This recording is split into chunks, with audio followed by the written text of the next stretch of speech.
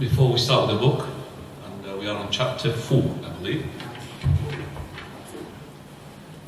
I start with Alhamdulillah, نحمده ونستعينه ونستغفره ونعوذ بالله من شرور أنفسنا سيئات أعمالنا من يهده الله فلا مضل له ومن يضلل فلا هادي له وأشهد أن لا إله إلا الله وحده لا شريك له وأشهد أن محمدا عبده ورسوله. Indeed, all praise is due to Allah. We praise Him, seek His aid and ask His forgiveness. We seek refuge in Allah from the evils of ourselves and from the evils of our actions. Whomsoever Allah guides and can misguide, and whomsoever Allah misguides and can guide, I bear witness that there is none worthy of worship except for Allah alone, and no partner, and I bear witness that Muhammad is a slave and His messenger. أما بعد فإن أصدق الحديث كتاب الله وأحسن الهدي هدي محمد صلى الله عليه وآله وسلم وإن شر الأمور محدثاتها وكل محدثة بدعة وكل بدعة ضلالة وكل ضلالة في النار. To proceed, the best of talks is the book of Allah, and the best of guidance is the guidance of His messenger Muhammad, may peace and blessings be upon him. And then the most evil of all matters are the ones innovated, for every newly innovated matter is an innovation, and every innovation in Islam is a misguidance, and every misguidance will lead to the hellfire. As we know, all of us, that we are at the moment living the last moments of the best of the days. Those are the first 10 days of Arafah, the first 10 days of Dhul Hijjah, ending up with Arafah and the day of Al-Nahr, followed by the 3 days of Tashriq. Those are the days which the Prophet ﷺ had emphasized for us to make sure that we grab this opportunity and make as many takbir as possible. As soon as I came in the Masjid, I haven't seen anybody making takbir. And the takbir is not actually, it's something that you do it in a specific ibadah or with a specific worship. Like for example, some of the masajid, they will make the takbir straight away after the obligatory prayer. They do it 3 times, as most of the masajid would do it, and then after that they would stop, and here we go, nothing will take place. Just like we are Salafis, alhamdulillah, holding the Salafi manhaj, and we say that to the ones who are doing such a thing is doing a bid'ah, the same thing we tell them, if you're saying that they're doing bid'ah, so what about you? You're not doing anything. So if you are really moaning about those people who are sticking their takbir after their obligatory prayer, you are doing no takbir. So at least you do it. I'm not saying that you're going to be doing takbir at work every time the boss is speaking to you and you say Allahu Akbar to him. It doesn't mean like that. It means in a moment where you are, just like when you do ibad la ilaha illallah your adhkar, you say Allahu Akbar, Allahu Akbar, Allahu Akbar, kabira. Simple as that. Allahu Akbar, Allahu Akbar, Allahu Akbar, kabira. I've said it takbir now, alhamdulillah. But as I said, we don't want to turn our ibadah into adah, into habits. You remember? You said habits can be easily forgotten, can be easily left. Don't you ever turn your ibadah into a habit. Always turn the habit into an ibadah. Because if you turn your ibadah into a habit, you don't really think about it. You do it just like a habit. And that we say that the unconscious mind of yours will take and grab this ibadah, and you do it and you don't know what you have done in it. Just like when you go home. You go home with this unconscious mind of yours, takes you home without you thinking which route you have taken. Sometimes you arrive home, how did I arrive? Which route did I take? Sometimes if you move home and you've lived in that old house for a long, long time, you're going to struggle for a moment, for a month or so, keep going to the old house. Your car takes you to the old house, drawn up. So this is the thing, when your ibadah becomes a habit, it becomes like, subhanAllah, that you are going with the ibadah, you don't know what you did. You go, how many rak'ah? Did I do the Fatiha? Did I read the Fatiha or not? How many rak'ah have I done? So don't turn your ibadah into adah.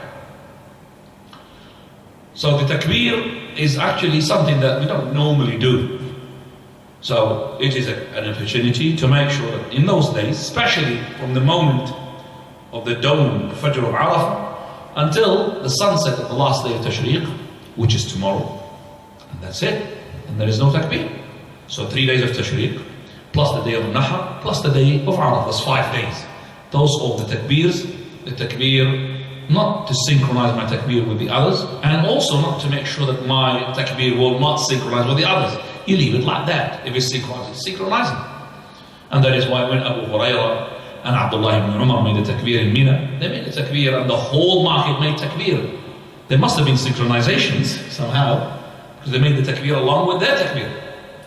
So they're not really, for example, hold on, 1, 2, 3, Allah, I'll start now. I'll make the takbir. If it's synchronized, usually it is something which is normal. That when a person makes takbir loud, others will follow. And they will synchronize. This is natural synchronization. That is why we say when you make your ibadah, when you make your adhkar, please don't make them loud. When you recite your Fatiha, when you are doing your prayer beside your neighbor, don't make it loud.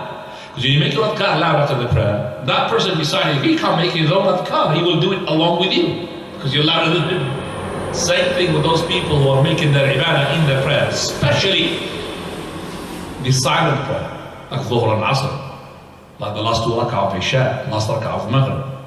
Some people, they recite, it is not silent, it's almost half loud. So the person is next to him, he can't even concentrate on his own Fatiha. So he's going to go along with that Fatiha of that person. So I said it's naturally that when a person raises up his voice, others cannot do their own recitation, they have to follow along. So it is naturally, if somebody raises up his takbir, which is the sunnah, to raise up your voice, and other people will, synchronize with you, that's no problem. But I'm just saying the deliberate synchronization. That is, they don't start until all the people start together. That's not right. Abu Hurairah started first. Umar started first. They did not really say, come on, mark it. 1, 2, 3, all together. They did not say that, did they? So they made the takbir and others followed. And the whole market of Mina, there was like an earthquake, shaking. Shaking with what? With takbir. Just like when you see these people who are, of course there's no comparison, when they can make a music loud. You don't find everything shakes. Your car shakes, the land shakes. So how about if the takbir shakes? Not this music. The flute of shaitan shakes. So make takbir. And of course you have to be sure that you are living in this place, living in this. Jazakallah khairan for the person who had made the microphone like this way. Jazakallah khairan, I could tell. MashaAllah. Golden touch. In the day of Arafah, every year, Allah subhanahu wa ta'ala descends down a descendance which is suitable to His Majesty. And He descends down every third of the night. And we don't know how He descends. Because if we apply physics law, we should not apply the physics law, because Allah had created those physics laws. On Allah Azza wa Jal, He will be all the time down. Because there is a third of a night in every second. Now, it's a third of a night in so-and-so country. So that third of the night all the time transfers. So if you apply physics law, Allah has never been up. He's always down. But you don't apply something Allah created on the Creator. Don't do that. So he is descends, but we affirm the descendants. We don't say His mercy descends, His barakah descends. No, He Himself descends. The essence of Allah descends. How? We don't know, because we don't know how Allah looks like. Simple. Relaxation. I don't have to go into this alteration or negation. You know what's alteration? Change. Negation. Cancel. We don't do that. Simple. Allah descends. But we don't know Allah how He looks like, so we don't know how He descends. So Allah descends, but this descendance is like descendance plus. In some occasions, like for example the midnight of Sha'ban, like the day of Arafah. And His descendants with plus. The plus is that He is addressing His angels every year on the day of Arafah, reminding them the first moment when Allah Azza wa Jalla created Adam alayhi salam. وَإِذْ قَالَ رَبُّكَ لِلْمَلَائِكَةِ إِنِّي جَاعِلٌ فِي الْأَرْضِ خَلِيفَةً. And behold, when your Lord subhanahu wa ta'ala, He said to the angels, I am going to make a Khalifa, that is a creation who would govern the earth. قالوا, they said, أَتَجْعَلُ فِيهَا مَنْ يُفْسِدُ فِيهَا وَيَسْفِكُ الدِّمَاءِ. Oh Lord, are you going to be placing on it a creation, a creature that would spread mischief and would shed blood? وَنَحْنُ نُسَبِّحُ بِحَمْدِكَ وَنُقَدِّسُ لَكَ. While we praise it, your praise, or glorify your praise and glorify yourself. قَالَ إِنِّي أَعْلَمُ مَا لَا تَعْلَمُ. He said to them, I know what you don't know. This is what they don't know. Those are the descendants of that creature, which is Adam alayhi salam, whom the angels, they said to Allah, do you create, O Lord, a creature that would shed blood and spread corruption and mischief in the land? Now, when the angels said that, they don't object on Allah Azza wa Jalla creating that creature. But because they have seen what the jinn have done before that, they thought this is the same thing. So they're saying to Allah subhanahu wa ta'ala, what is the wisdom of creating something like this? And that's what the wisdom is. Like, look at them. These are the descendants of that creature whom you thought is going to spread corruption and mischief and spill blood. Look at them. They're not coming to kill people. They're coming from all over the globe, uncombed hair. They're not really bothered about looking nice. Their faces covered with dust, with the sweat and all of that, saying Allahu Akbar, Allahu Akbar, Allahu Akbar, La ilaha illallah, Wallahu Akbar, Allahu Akbar, Walillahi alhamd, La ilaha illallah, wahdahu la sharika lah, lahul mulku wa lahul hamd, yuhyi wa yumitu wa ala kulli shay'in qadir. Allahu Akbar, Allahu Akbar kabira, Allahu Akbar kabira, Allahu Akbar wa jal, Allahu Akbar walillahi alhamd. All of that coming from all over the place. Look at them. For verily, if their sins is to be as many as the particles of the sand, and as many as the drops of the rain, and as many as whatever fills up the earth, I have forgiven them all. And we ask Allah to include us with those people on Arafah, because there is no other day upon which Allah would free people from the hellfire than more than what He does on the day of Arafah. Not even on the days of the last 10 nights of Ramadan. Not even the night of Al-Qadr. The day of Arafah, Allah would free people in abundance, numbers, numerous. Well, on the day of Arafah, they are counted, عُتَقَى. They are free, people will set free. But, مَا مِنْ يَوْمٍ أَكْثَرَ مِنْ أَنْ يَعْتِقَ اللَّهُ فِيهِ عَبْدًا مِنَ النَّارِ مِنْ يَوْمِ عَرَفَةٍ. There is no other day upon which Allah would free more people from the hellfire than what He does on the day of Arafah. Now those people were coming seeking the mercy of Allah, seeking the barakah. But for those who had made it openly a threat, they're going to turn this Hajj or pilgrim season into bloodshed, there's no way to get forgiveness for them. They have said it openly, those Rafidah. May Allah treat them what they deserve. That they said, we're going to do such and such, and they threatened to kill the Imam of the Haram. They're going to make this bloodiest pilgrimage season.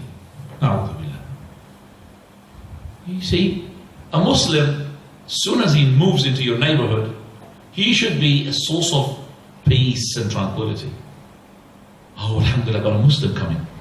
But if the Muslim becomes a source of untranquility, unstabilization, terrorization, people say, oh, a Muslim in this neighborhood, let me move out.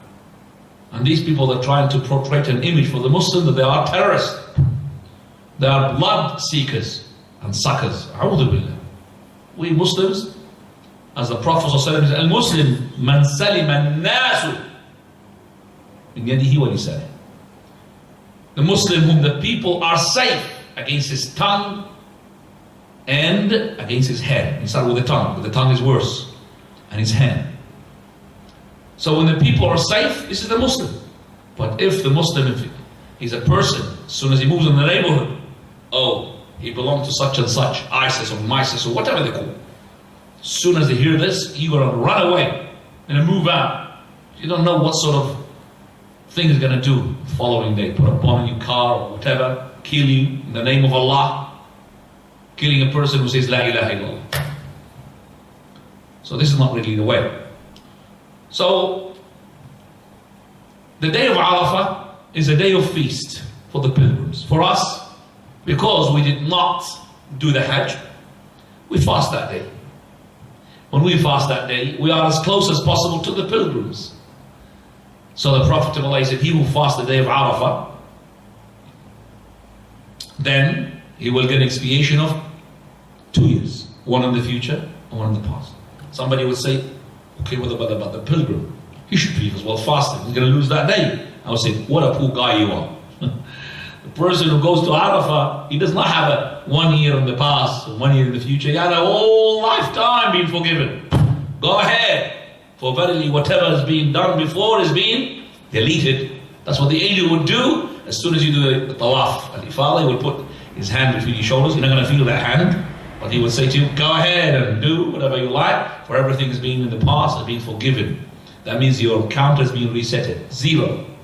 رَجَعَ كَيَوْمِ وَلَدَتْهُ أُمُّهُ. You go back just like his mother's giving birth to him. That means a newly born baby. Newly born baby, that means no sins. So that is better than the person who's fasting the day of Arafah and is not a pilgrim. So the pilgrim, he has a lot of rewards. And pilgrimage is something which is a pillar, but misunderstood by some people. When the Prophet of Allah, he said that Islam is being built upon 5. And the last one is being mentioned is the Hajj. In all the narrations of this hadith, always the Hajj is the last. It doesn't mean it's being mentioned the last, that is the last, that means the least of importance. No, you're wrong. All of them are the same. Of course, La ilaha illallah is the highest. But all of that, there is a comparison between Salah, but all of them are pillars. So the person capable of making pilgrimage, and he does not do, then what Umar he says, radiallahu anhu, if a person whom Allah given him health, and given him wealth, yet he does not make Hajj, then let him die as a Christian or a Jew. Allahu musta'an. Choose, die a Christian or Jew. لِيَمُتْ يَهُدِيًّا أَوْ نَصْرَانِيًّا. Your choice. So it's not really something to tamper with. Soon as you get the opportunity to make Hajj, do the Hajj, and don't hesitate, because there will be a time you will not be capable of doing it.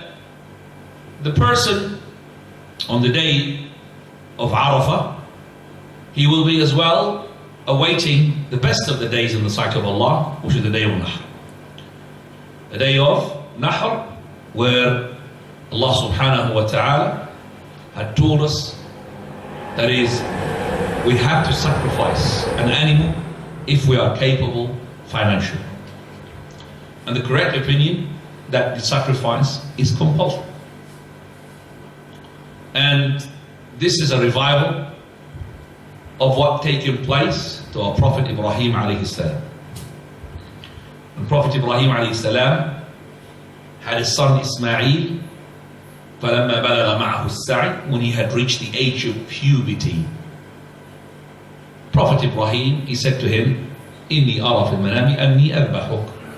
I see in my dream, in my vision, that I'm slaughtering you. Now, this is a vision of a prophet. And a prophet's vision is revelation. قَالَ يَا أَبَتِ افْعَلْ مَا تُؤْمَرُ. He said, my son, do what you've been commanded. Because the prophet Ismail, he knows that his father is a prophet. So if your father said to you, I see in the vision I'm slaughtering you, I think you need to go and take your father to a doctor. Because he can't really fulfill his vision. He's not a prophet. So you say to him, this is from the shaitan. This is not from the Rahman. But that vision is from Allah. So he said to him straight away, and this is the ultimate dutifulness. Bir. Go. Do what you've been commanded. It's a command from me for you. And Ibrahim alayhi salam, he could have fulfilled the command without consultation with his son.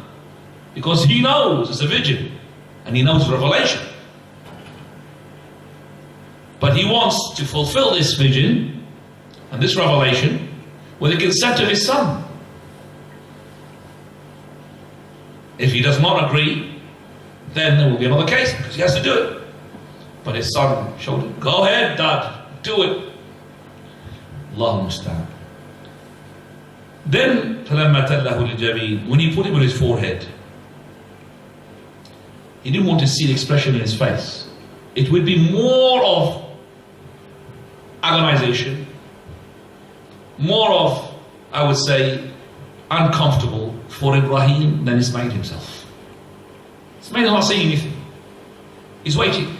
And Ibrahim is about to slaughter his own son.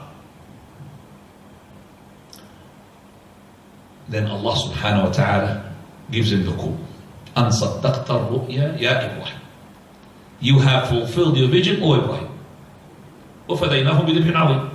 And we have ransomed him with what? A great ram, great sacrificial. That's the sacrificial that we do. وَتَرَكْنَا عَلَيْهِ فِي الْآخِرِينَ. That is, we have left his news all the way up to the day of resurrection. We're still talking about it. So we talk about Ibrahim alayhi salam. Salamun ala Ibrahim. We say about Ibrahim alayhi salam's story. So the Prophet Ismail alayhi salam had fulfilled the vision of his father. And not only that, when he grew up and he got married as well, and Prophet Ibrahim came to visit him and he asked about him. He was not there, Ismail. And the daughter-in-law of his, which is the wife of Ismail, she didn't know it was the father of Ismail. So he asked her, how do you find yourself? She started complaining. So Ibrahim alayhi salam, he said to her, when Ismail comes, tell him, salam, and tell him to change his doormat. As soon as Ismail alayhi salam came, she said to him, an old man came and asked about you. He said, salam, and he said to change the doormat. He said, well, this is my father, and he's commanding me to divorce you. You divorced. No consultation, straight away. Divorced. Then he married another woman. And on another occasion, Ibrahim came to visit him, and he was not there. And he asked about their situation. She started saying, Alhamdulillah, MashaAllah.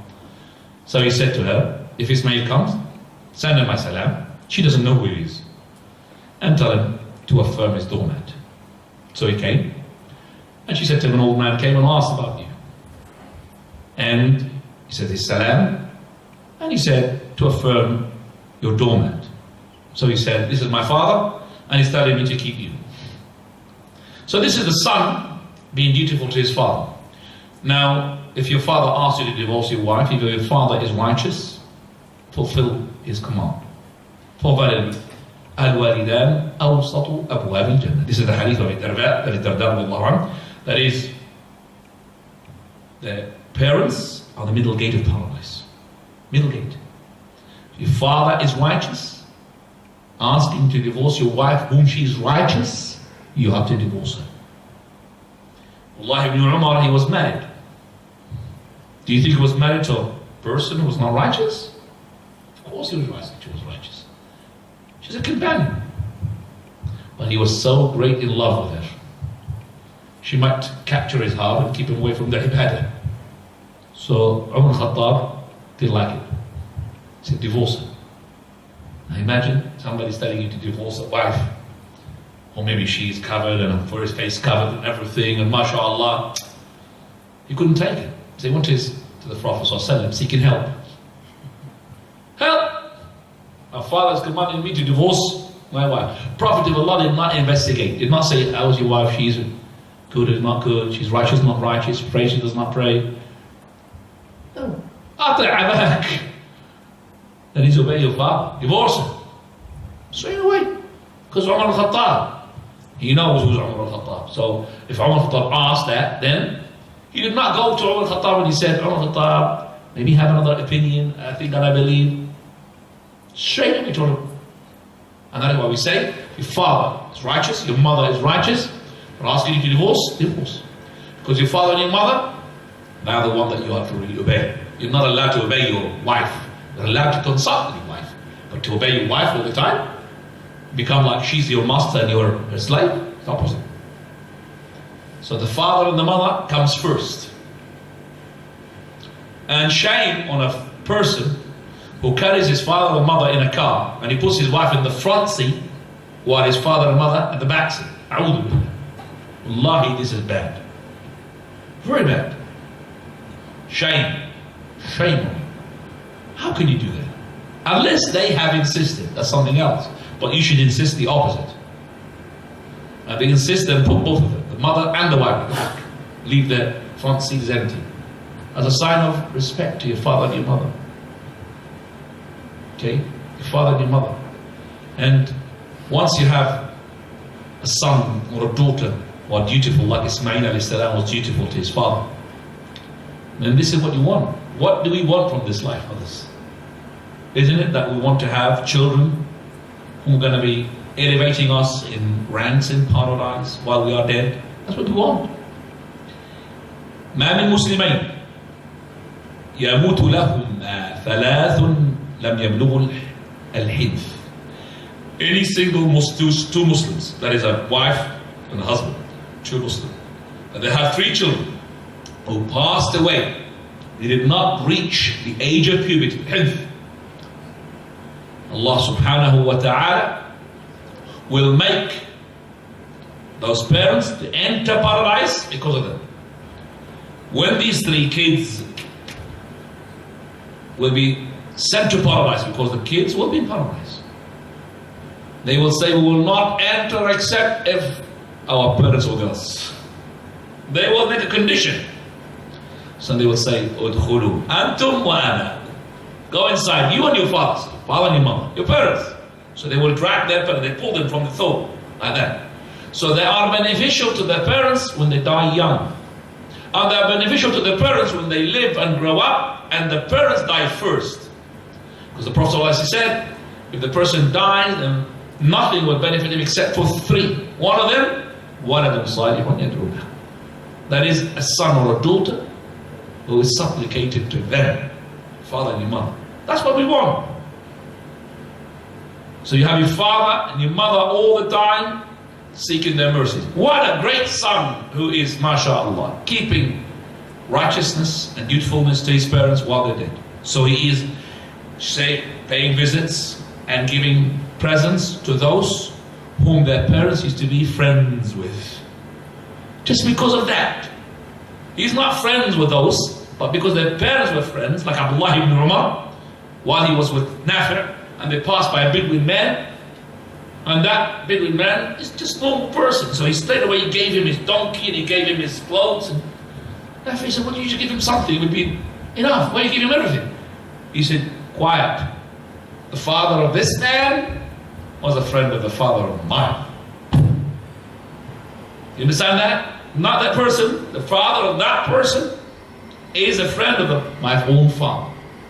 And from the righteousness to your parents is to be nice to the friends of your parents.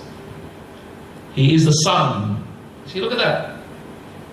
So what a great son that he goes to visit the grave of his father, grave of his mother, and makes supplication. Wallahi, what a great son he is.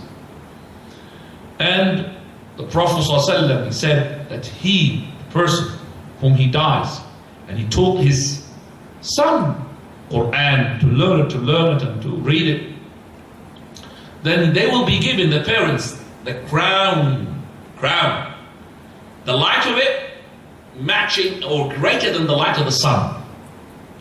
ضوءه كضوء الشمس. And they will be given garments that even if you have to get the whole dunya money to purchase it, you can't get it.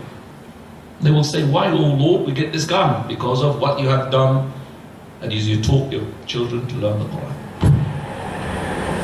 And you know for sure that the happiness lies that you have a happy family. How much money have you got? It doesn't matter if your children are insolent and defiant and no good to you. I know of a person, he's got a shop. This shop sells alcohol, or cutters, they sell everything. They sell alcohol and everything. This person has got everything. He's got the fame, he's got the money, he's got the everything. They say they've got beauty, fame, money. You've got the 3, that's it. You're in paradise, or the dunya, of course. He's got, I don't think the beauty, he's not beautiful. But he's got the fame and he's got the money.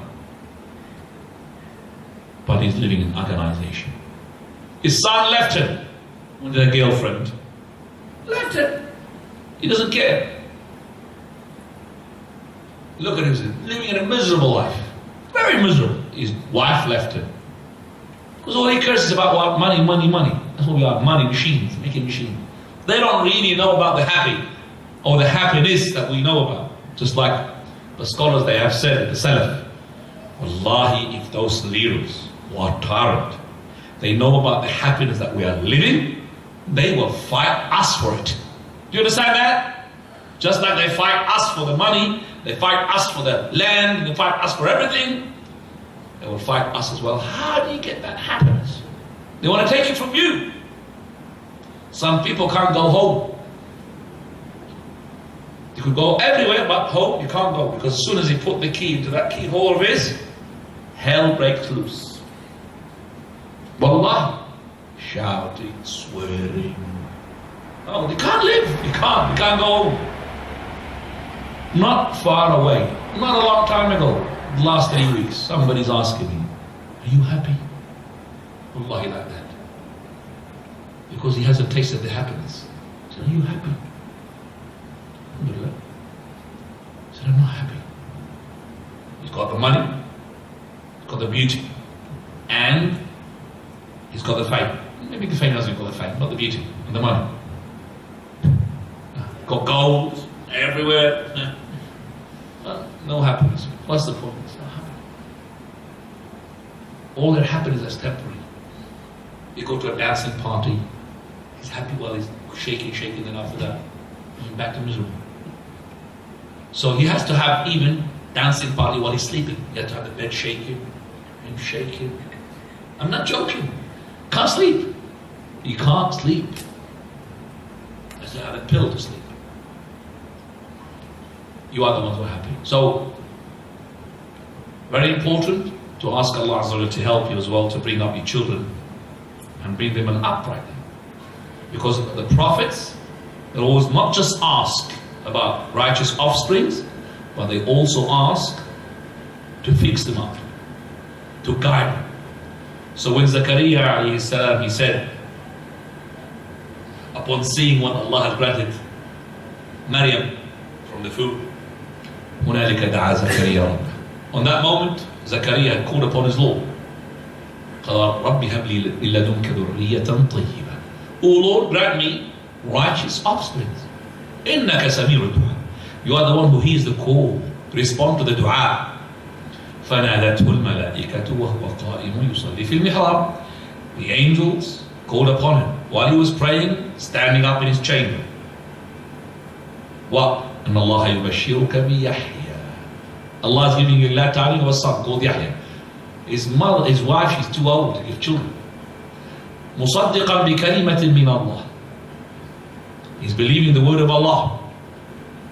وسيدا وحصورا ونبيا من الصالحين. وسيدا a noble, وحصورا a chaste, ونبيا من الصالحين a prophet from the companions of the righteous prophets. Prophet Ibrahim alayhi salam is رب نبني وبني رب اجعلني مقيم الصلاة ومن ذريتي. O Lord, make me to be a person who is establishing the prayer. Not only me, and also my children, my sons and my daughters. ومن ذريتي. So always when you pray, you make sure that your children pray with you. When you do your ibadah fast, your children make ibadah. You don't pray on your own.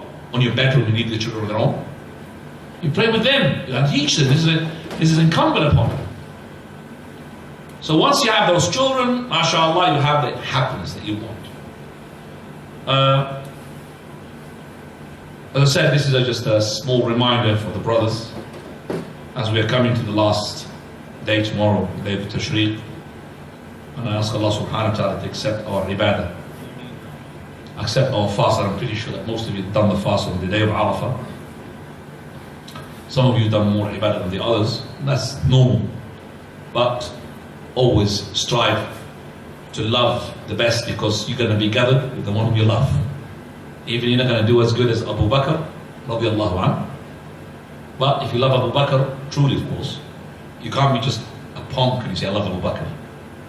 You can't be dressed up with the latest fashion and say, I love Abu Bakr. You have to love Abu Bakr, you do like Abu Bakr, and Allah subhanahu wa ta'ala will grant you to be in the same rank as Abu Bakr. And inshallah we will continue after the prayer, but we've got to start with the chapter number 4.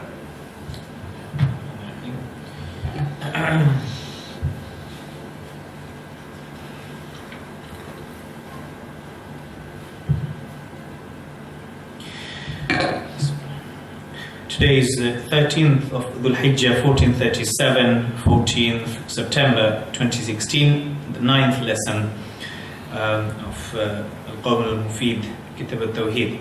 Chapter 4, Fear of Shirk. The place of this chapter with regard to the chapters before it is that in the first chapter, the author, rahimahullah, mentioned the perfection of Tawheed, and in the second chapter, he mentioned that whoever perfected Tawheed will enter paradise without reckoning or punishment. Then he made this chapter, the third, because man thinks he has perfected Tawheed when he hasn't. Due to this, some of the Salaf said, I have never struggled with anything as hard as sincerity. Right. As we know that the scholars had differed whether this is chapter number 3 or is it chapter number 4.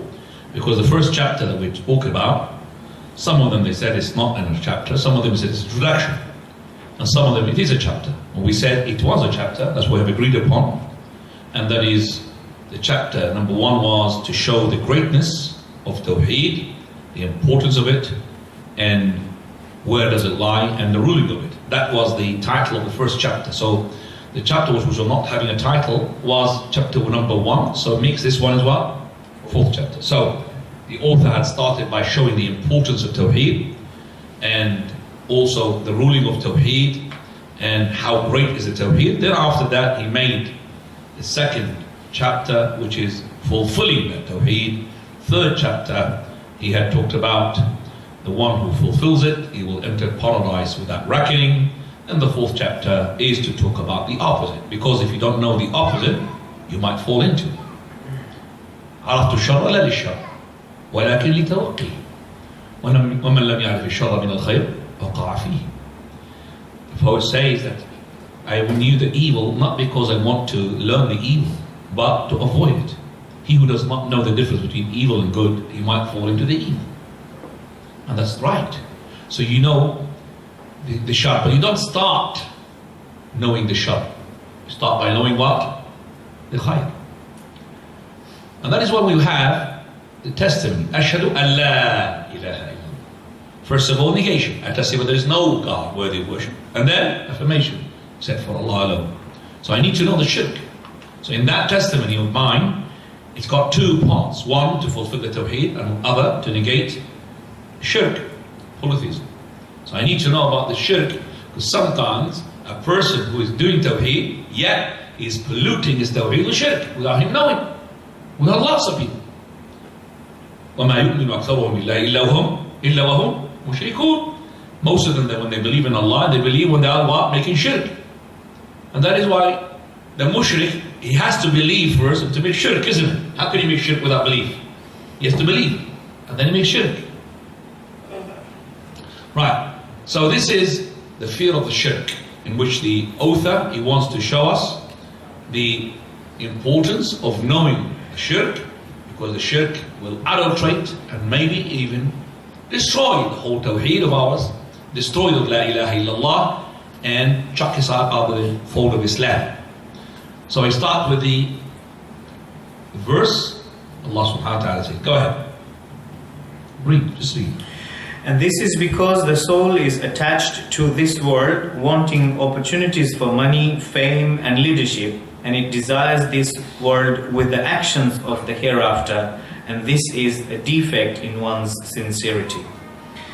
A minority of people do deeds desiring the hereafter in all of their actions. And this is why what the author mentioned before links to this chapter, and it is the fear of polytheism, shirk, in which he mentioned 2 verses. Sincerity is very hard to achieve. And that is why the scholars before, they said the thing that we really strive very hard to achieve it is sincerity. That is to do my ibadah with no intention of seeking people's pleasure, only the pleasure of Allah. That's very hard. If you ask yourself, it's very hard. So the ikhlas, which I have seen the scholars before they died, like our Shaykh Al-Albani rahimahullah, when they mention the ikhlas, they cry. Many scholars before they died They talked about the ikhlas. And they kept crying. Because they know.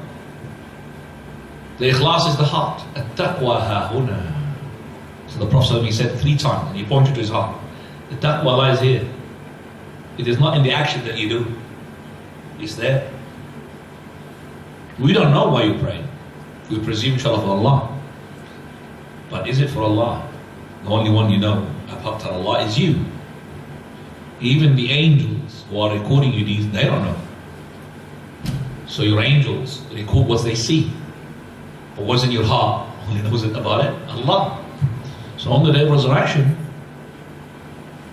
when you come with this ibadah of fasting, reciting of the Quran, being a martyr, and all of that, it's being recorded by the angels. They've been doing this, teaching and giving sadaqah, and jihad, and all of that. But the angel didn't know about the heart. And Allah will bring you and expose your heart. Why have you prayed? Why have you made the chapter? Truly, why have you made it? And then, those are the first 3 people whom Allah will set the fire ablaze with. Person who had made charity. Another person who had taught the Quran. A third person who died in jihad. But none of them had done it for the sake of Allah. All of them, they had something extra. They made it because they have reputation. They want the people to say, what a hero. What a generous man. What a reciter. Qari. You have taken your reward in the dunya. Got nothing in the hereafter. Take them to the hellfire. أسأل الله سبحانه وتعالى أن يجنبنا الشرك. Inshallah, after the prayer we will continue. بسم الله الرحمن الرحيم. الحمد لله رب العالمين والصلاة والسلام على أشرف المرسلين وعلى آله وصحبه أجمعين وعلى من تبع هداهم إلى يوم الدين. We remind the brothers that is the takbir is all the time. So make sure that you make the takbir when you go into your house, with your family as well, so your children as well share with you. And don't make just the takbir stick into one ibadah, and you might end up doing something which is not the Prophet of Allah has been doing. We are discussing now the chapter number 4, which is the fear of the shirk. The Kitab is Kitaab At-Tawheed, and the Shaykh is Shaykh Muhammad ibn Al-Wahhaab, rahimahullah. And the verse which we're about to discuss is in Surah An-Nisa, verse 116. إِنَّ اللَّهَ لَا يَغْفِرُ أَن يُشْرَكَ بِهِ وَيَغْفِرُ مَا دُونَ ذَلِكَ لِمَن يَشَاءُ. We will stop with this verse and explain it. Then after that we will leave the time for question and answers. And our class will be resuming inshallah from Monday at 8 o'clock. And when the hour goes forward, I think it's the end of October, we will make it inshallah straight after Isha. So 8 o'clock for the time being, please we'll stick to that time. It's suitable inshallah to everybody. Yes? Yes. Right. إِنَّ اللَّهَ لَا يَغْفِرُ وَيُشْرَكَ بِهِ وَيَغْفِرُ مَا دُونَ ذَلِكَ لِمَن يَشَاءُ. Go ahead. Good translation for that verse? No. Read. When you finish, just read from where you've lifted. Shirk, Allah does not forgive it ever, because it is a crime against the right of Allah specifically, and that is Tawheed. As for disobedience, Masiyah, like adultery and theft, concerning them, man takes chances with himself due to desire. As for polytheism, then it is encroaching upon the right of Allah, and there are no chances for one to gain anything from it, and it is not a desire that man can reach his objective with. Rather, it is oppression, and this is why Allah the Most High says, إِنَّ الشِّرْكَ لَظُلْمٌ عَظِيمٌ. Indeed, polytheism is the greatest oppression.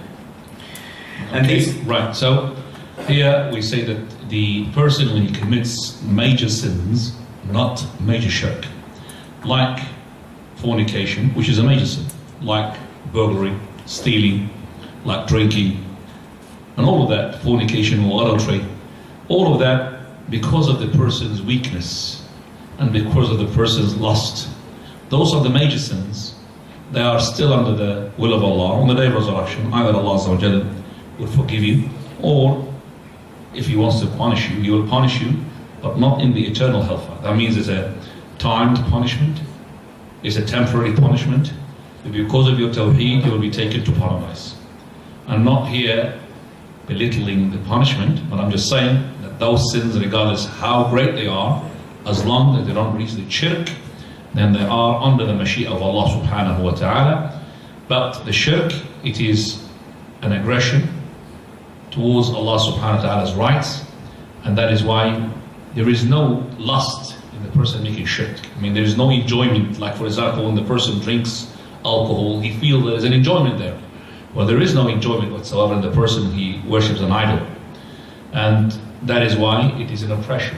And Allah subhanahu wa ta'ala called it the greatest of all oppression. All the sins are oppressions.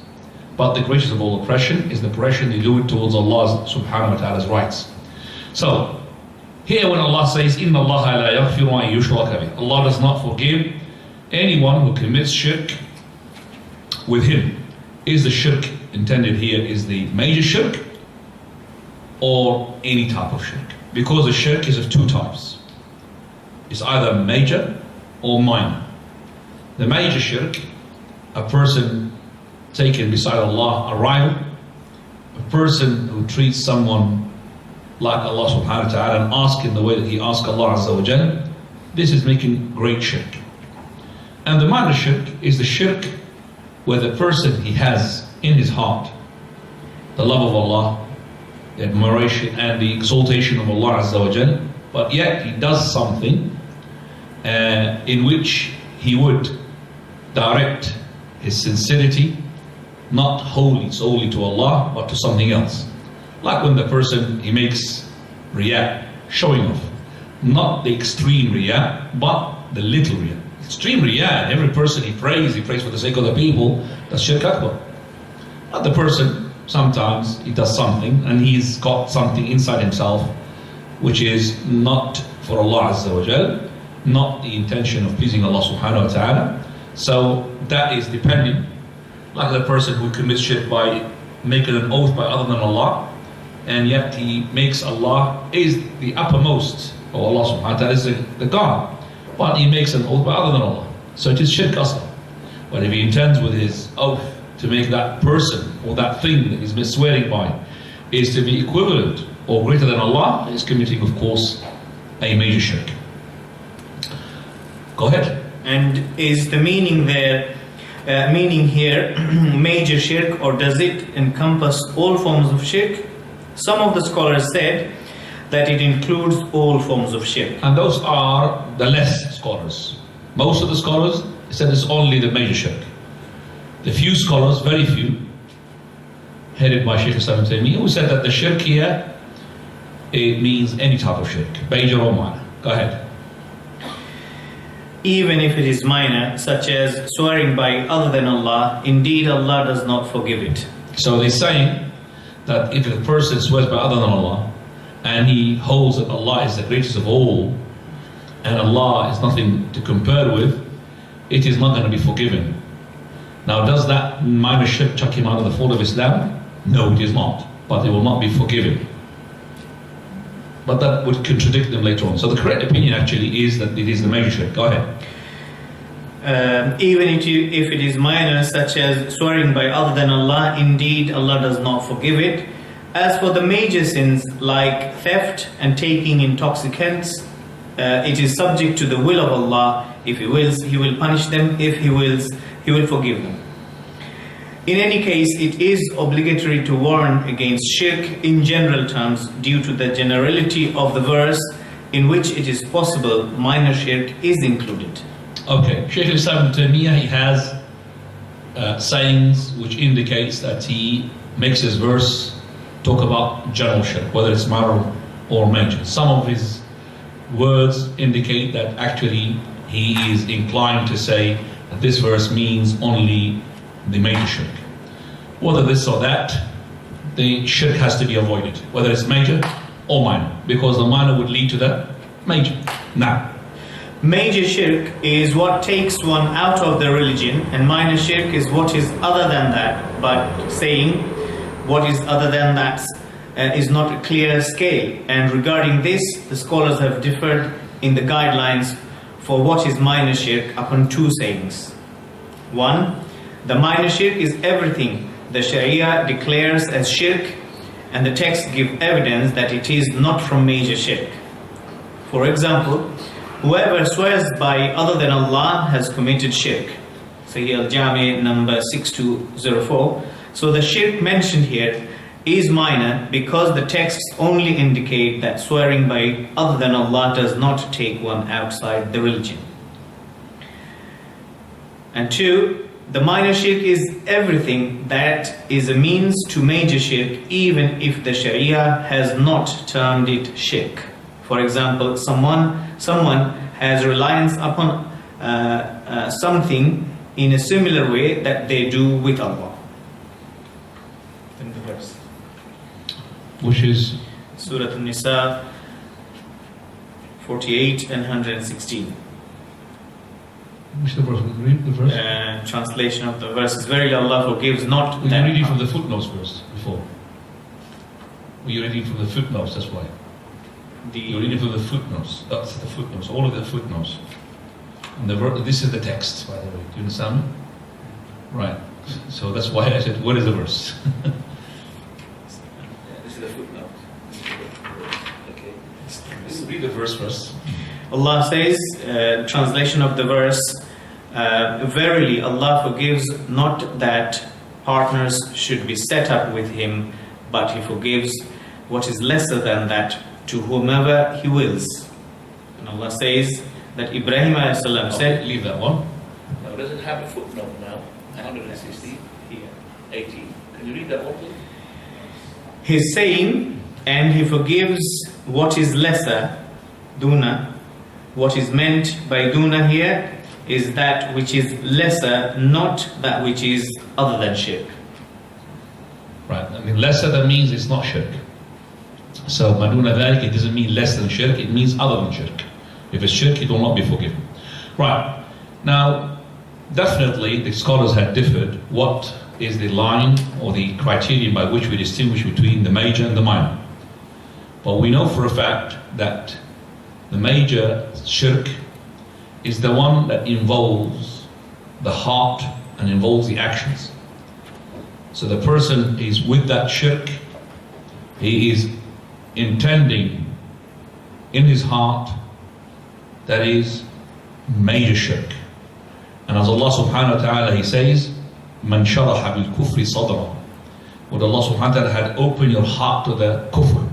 So when the person does major shirk, when he, for example, goes to a person and he asks him a request from him, something that cannot be achieved except by the Almighty subhanahu wa ta'ala. Like, for example, could you send me the rain? And no one would send the rain except for Allah. Or can you, for example, cure me? And He's not cure me from a disease which cannot be cured except by Allah subhanahu wa ta'ala. Or he goes to a dead person, and the dead person can't do anything to himself. And he asks that dead person to help him. And he believes in his heart in that person that is equivalent to the Almighty subhanahu wa ta'ala. And he's got the love. That's the major shirk. Other than that, which is not mentioned by the text as he had said, which is not mentioned by the Quran or the Sunnah, the hadith of the Prophet ﷺ, to be major shirk, then it is minor shirk. And this minor shirk, it is the barid, the post that would lead to the major. And the distinguishing, you could say, between the major and the minor, sometimes is a hairline, just a hairline. So, when you swear by other than Allah, usually is the case, it is minor shirk, by the consensus of all scholars. But if in the heart, you go and swear by other than Allah with the tongue, and the heart saying that whatever you swore by is equivalent or greater than God, and it becomes what? Major. So the minor can turn into major by that simple twist in the heart that will give it the extra, you could call it flavor if you wish, which makes it a major. So the minor shirk can turn into major. And as I said, the hairline, the divisor two, is not really that big. And that is why we say you have to avoid all types of shirk, major and minor. And when Abdullah ibn Mas'ud, he said, it would be better for me to swear by Allah and I'm lying, rather than to swear by other than Allah and I'm truthful. So if you had a choice to swear by other than Allah, and he's truthful about it, and a choice to swear by Allah, but he's lying, which one is he would take? He would take swearing by Allah and he's lying, because swearing by Allah and you are a liar, then you are committing Tawheed, but you're committing a sin, which is a forgery, Shahadat al-Zur. It's haram, but it's not as equivalent as swearing by other than Allah, which is shirk, whether it's major or minor. Abdullah ibn Mas'ud is saying swearing by other than Allah, he means a minor shirk. He doesn't mean major shirk, because major shirk, by the consensus of all scholars, takes you outside the fold of Islam. So he's talking about minor shirk, to swear by other than Allah is minor shirk, and yet he is truthful about it. So that is why we say the hairline between the major and the minor is not that much, and the heart is the one with the key that will determine it. We'll inshallah leave the discussion regarding the second verse because the chapter is a bit long, and we'll finish it next week. But we'll give you 10 minutes for questions and answers. Any questions, please go ahead.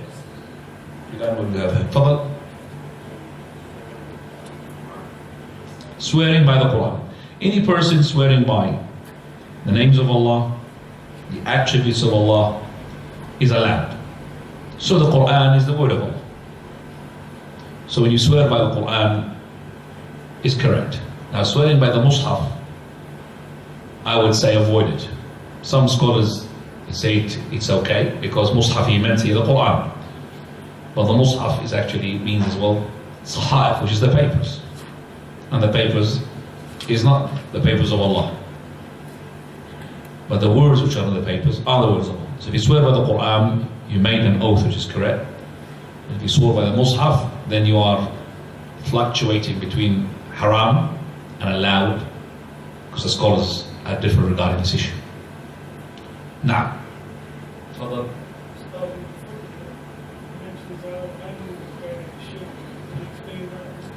abandoning the prayer is shirk.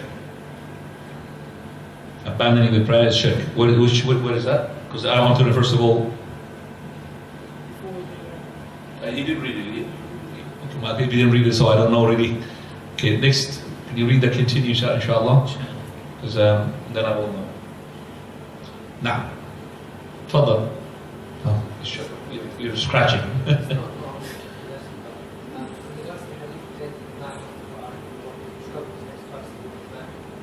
Mahar? The Mahar.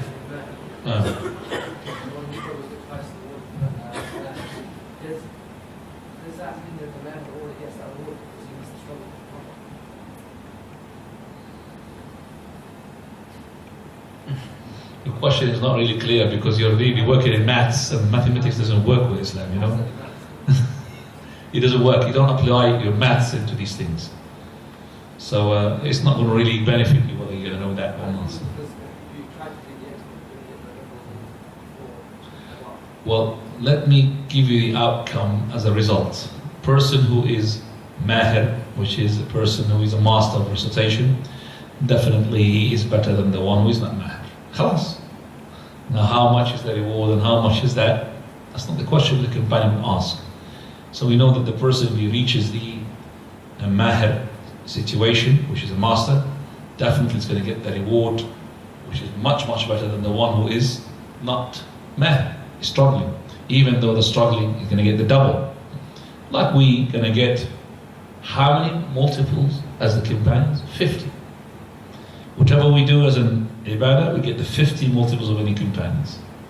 But yet we can't reach what? The companion. So if I had a choice to receive 50 times multiple of my ibadah, or to be a companion, I'll be a companion. But of course, I would not really wish to be at the companion time because I don't know what's going to happen to me. I mean, at the moment, I am, alhamdulillah, choosing my deen, and nobody's putting a rock onto my chest and flogging me like Bilal radiallahu anhu. I don't know. Can I take that punishment or not? I don't know. That is why when Al-Miqdad ibn al-Aswad, we passed by some people who are from the generation of the Tabi'un, the followers, came after. So he said, Marhaban, welcome, with the two eyes, which Allah had honored with seeing of the Prophet of Allah. We wish that we were at that time. He was really upset. He said to him, why do you want to wish for something that you haven't seen. We were just me and Ammar, and 7 he mentioned. We've been tried.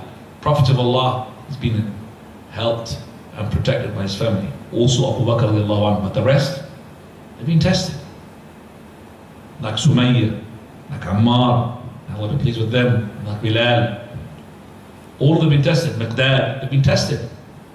So, would you take the test? We don't know. Would you stay on the religion? We don't know. So now we're saying, Alhamdulillah, I could say, Ashhadu an la ilaha illallah, wa ashhadu anna Muhammad Rasulullah. They were in a time they can't say that. They can't even pray, or post about their prayer, or talk about their prayer. So we wish to be like Abu Bakr, we wish to be like their companions, but we wish to be in there where we're at that time, that's something else, we don't know. Now, Tuba, 3 times for the person who had seen the Prophet of Allah and he believed in him. But for the one who did not see the Prophet of Allah and he believed in him, how many Tuba? 7. So you got not just 3 Tuba. Tuba means, Tuba is explained in a number of occasions. The nearest one now this, which is a tree in paradise. The rider has to have 100 years in order to cross the shade of it. The 3 Tuba for the person who was at the time of the Prophet who had seen him and believed in him. And 7 Tuba for the one who did not see him and yet he believed in the Prophet. See the reason behind this as well. The time of the Prophet of Allah, you're going to see the Prophet of Allah, you're going to see miracles, you're going to see things. Whereas now, we didn't see these miracles, we believe in them. We didn't see the Prophet of Allah, we believe in him. We didn't see the revelation coming to him, we didn't see Jibreel alayhi salam used to come amongst the companions. We didn't see the honor how Allah has given the victory to companions who were 314 facing 900, or 3,000 facing 200. In the battle of? Where is Bilal? Answer that question. The battle of what? Huh? Mu'tah. Very good. Don't be good. Mu'tah. 3,000 facing 200. What a history. Impossible to get a victory with that number. But Khalid radiallahu anhu, he got the victory. And the Romans were scared. Other questions? Uncle, do you have any questions, please?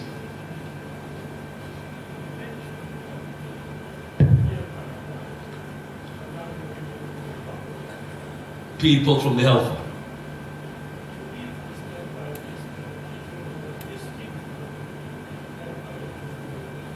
The question is that the people who are going to be saved from the hellfire, or even set free from the hellfire, whether it's on the day of Arafah, or the nights of Ramadan, or the night of Al-Qadr, are they being already destined? The uncle is asking to fire, and Allah subhanahu wa ta'ala had saved them from the hellfire?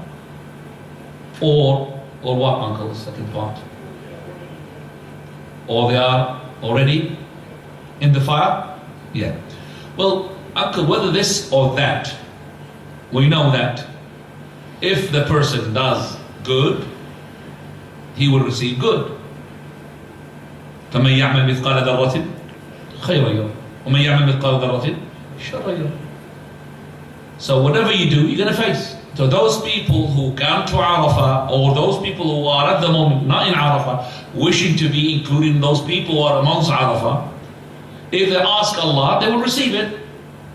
So they will be set free from the hellfire. But do we know that we have been set? We don't know. And that is why we strive every Arafah to do it. Because if you knew, khalas, Arafah is enough for me. Why should I go and strive for the second Arafah? I'm already enough myself. MashaAllah, I've been set free. But we don't know. We always ask Allah to accept the ibadah from us. When you do the prayer, you think Allah accepted your prayer? You don't know. You do your prayer. And that is why Umar Khattab, when he died, when he was killed, he would have accepted just one salah would be accepted from him. And he's been praying all the time. That's why Umar Khattab radiallahu anhu, he asked Hudayfa bin Yaman, the secret holder of the hypocrites. You know the hypocrite's name. Umar Khattab is asking Hudayfa, am I among that list? Umar Khattab is asking himself. Umar Khattab is the one whom we wish that we have his khilafah, is asking Hudayfa, am I among those people who are hypocrites whom the Prophet of Allah had named? Don't you ever think or have a moment in your mind to say, oh, Umar al-Khattab is just saying it just to actually give a good example to the companion. No, he's scared on himself. Am I among those people the Prophet of Allah made? And then Hudayfa, he said, you are not, but I'm not going to give any sort of credits to anybody else apart from you. So I don't want, I'm closing the door, I don't want anybody else to be, am I among this list, am I among this list? Then the list will be exposed then. It will not be secret. The process of elimination will eliminate you, left you. So I'll give you this to you, but nobody else. But Umar Khattab asked him. And that's why when he was killed, he was in hope. But he was as well scared. And Abbas, Abdullah ibn Abbas, reminding him, oh, Khalifa, you were the Prophet of Allah is all the time with you and all the time. Ali ibn Talib is reminding him, وَرِدْتُ لَوْ كَانَ ذَلِكَ كِفَافًا. I wish of this that would be equalizing. An equalizer. It means I've got sins and this will equalize my sins. Look at that, Umar al-Khattab. And you, somebody will ask you to pray. You know, what more do you want? I pray and I be ibadah and he's boasting, mashallah. He thinks like, mashallah, he's got a bank account of hasanat, he's guaranteed paradise. Actually. We don't can't guarantee. We always hope. We live with that hope. We're not in despair of the mercy of Allah, of course, but we hope. But don't you ever think, oh, khalas, I'm in paradise.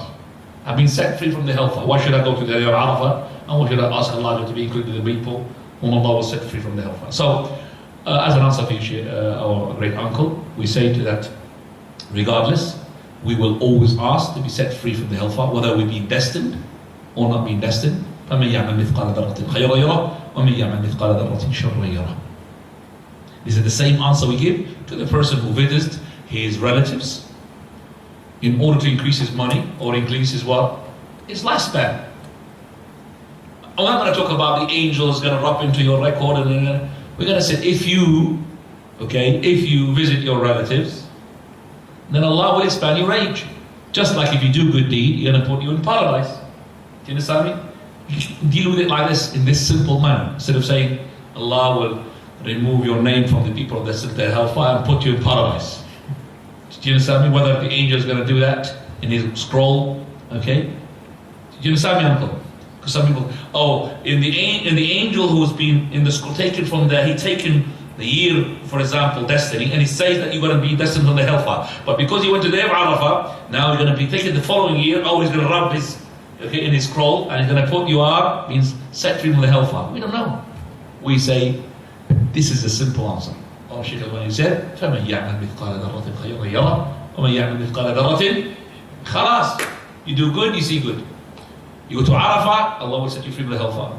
Whether being destined or not destined, beside the point. And last question, please. Doctor, you deserve it. This is actually a brother in Hajj. He's contacting us to clarify something. He's from our locality. Should the last thing be the Tawaf al-Wada, meaning not even praying Jama'ah prayer after you have completed the Tawaf al-Wada in the... No, it doesn't mean that. If you have done Tawaf al-Wada and you intended to leave, but happens to be that you were there and the Jama'ah taking place, you do the Jama'ah. It doesn't mean that. So as long as you have decided to leave and you wanted to leave and somehow you were delayed because the Jama'ah was on, I don't say, if I do the Jama'ah, I'm going to do the Tawaf again. So you don't have to do the Tawaf again. Wallahu ta'ala subhanak Allahumma bihamdik ashhadu an la ilaha illa anta astaghfiruka wa atubu ilayk for listening.